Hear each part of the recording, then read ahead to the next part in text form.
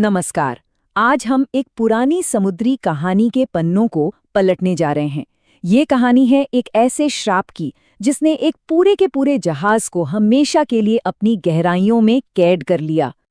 ये कहानी सिर्फ एक सवाल से शुरू नहीं होती, बल्कि ये एक चेतावनी है। एक ऐसी चेतावनी जो उस लुटेरे को दी गई थी जिसने समंदर को बस पानी समझने की भूल कर दी थी। तो उस जहाज का नाम था लाल नाग। सोचिए, जब उसके काले पाल समंदर में खुलते होंगे ना, तो लहरों पर सीधा खौफ तैरने लगता था। लोग कहते थे कि उसकी रफ्तार तो हवा को चीर देती थी और उसकी ताकत तूफानों को भी झुका देती थी। और इस जहाज का बादशाह वो था काला भीम, एक ऐसा कप्तान जिसकी क्रूरता की कहानियां आप यकीन मानिए लहरों से भी ज्यादा तेज फैलती थीं। वो तो समंदर को अपनी सल्तनत समझता था और खुद को उसका खुदा। चलिए अब कहानी के उस मोड़ पर चलते हैं जहां से तबाही का ये पूरा सफर शुरू हुआ। और जानते हैं, अक्सर सबसे बड़े तूफानों की जड़ एक बहुत छोटे से बीज में छिपी होती है, और वो बीज था लालच। एक दिन हवाओं में तैरती हुई एक अफवाह भीम के कानों तक पहुंची।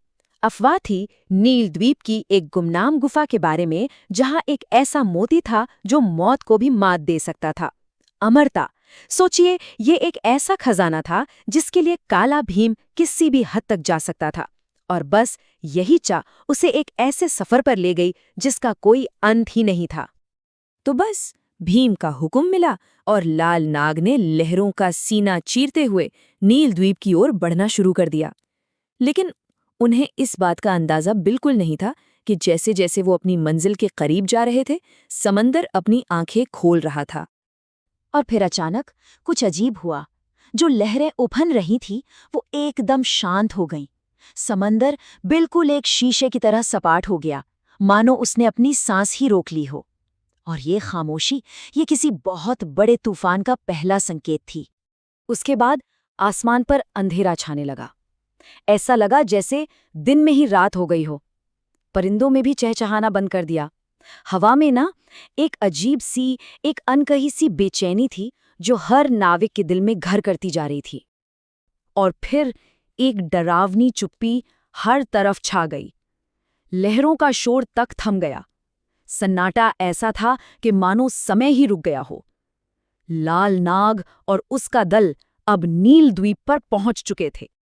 तो चलिए अब द्वीप पर उतरते हैं और उस गुफा की तरफ बढ़ते हैं जिसके अंदर वो राज छिपा था जिसने काला भीम को अपनी ओर खींच लिया था। द्वीप पर सब कुछ बहुत ही अजीब तरीके से शांत था। रेत पर किसी के पैरों का एक भी निशान नहीं था। हवा का एक झोंका तक नहीं चल रहा था। और सबसे अजीब बात क्या थी? गुफा के बाहर खड़ी वो पत्थर की मूर्ति, जिसके हाथ में जो दिया जल रहा था, उसकी लौ 1 इंच भी नहीं हिल रही थी। ये सब देखकर दल का एक सदस्य डरते हुए बोला, कप्तान, ये जगह ठीक नहीं लग रही। लेकिन भीम, वो तो अपने घमंड में हंस पड़ा। बोला, डरो मत, अमरता कायरों को नहीं बहादुरों को मिलती है। और बस वो सबको लेकर गुफा के अंदर चला गया। और जैसे ही उन्होंने गुफा में कदम रखा, दीवारें एक अनजानी सी नीली रोशनी से जगमगा उठीं। उन पर जो समुद्री जीवों की तस्वीरें उकेरी गई थीं, वो ऐसी लग रही थी जैसे सांस ले रहे हों। और बिल्कुल बीचों बीच एक वेदी पर वो मोती चमक रहा था। और बस यहीं पर कहानी का रुख पूरी तरह से बदल जाता है। जैसे ही काला भीम ने उस मोती को छुआ, समुंदर का सदियों पुराना श्राप जाग उठा। जैसे ही भीम की उंगलियों ने उस मोती को छुआ ना, गुफा की दीवारों से एक गहरी ठंडी सी आवाज गूंजी, जिसे लालच चलाए उससे समुद्र निगल जाता है। ये सिर्फ शब्द नहीं थे, ये एक फरमान था। पल भर में दीवारों की नक्काशियां आग की तरह लाल हो गईं और उस मोती से नीली चिंगारियां फूटने लगीं। दल घबराकर चिल्लाया, कप्तान, इसे छोड़ दो।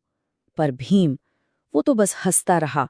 उसे लगा कि वो अब अमर हो चुका है। और तभी जमीन कांपने लगी। पूरे की पूरी गुफा हिल रही थी। ऐसा लग रहा था जैसे समंदर ने जागकर उस पूरे द्वीप को अपनी मुट्ठी में भींच लिया हो। छत से बड़ी बड़ी चट्टानें गिरने लगीं। बाहर समंदर की लहरें उछल उछल कर गुफा के अंदर घुसने लगीं। चारों तरफ भगदड़ मच गई, लेकिन अब बहुत देर हो चुकी थी। और आखिर में समंदर की एक विशाल लहर उठी और उसने चीखते चिल्लाते दल के साथ पूरे लाल नाग जहाज को अपनी गहराइयों में हमेशा के लिए समा लिया।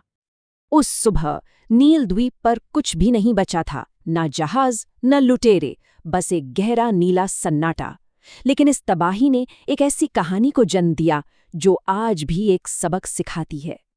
लोग कहते हैं कि आज भी जब पूरा चांद निकलता है तो नील द्वीप के पास समंदर की लहरों में एक टूटे हुए जहाज की परछाई दिखती है और हवा में एक धीमी लालची आवाज सुनाई देती है, जादुई मोती मेरा है। तो आखिर इस कहानी से हमें सीख क्या मिलती है? पहली तो ये कि लालच इंसान की आंखों पर पट्टी बांध देता है, ठीक वैसे ही जैसे काला भीम के साथ हुआ। और दूसरी कि प्रकृति की ताकत के आगे दुनिया का कोई भी जादू या खजाना काम नहीं आता। ये कहानी तो यहाँ खत्म हो गई, लेकिन एक सवाल वो आज भी बाकी है।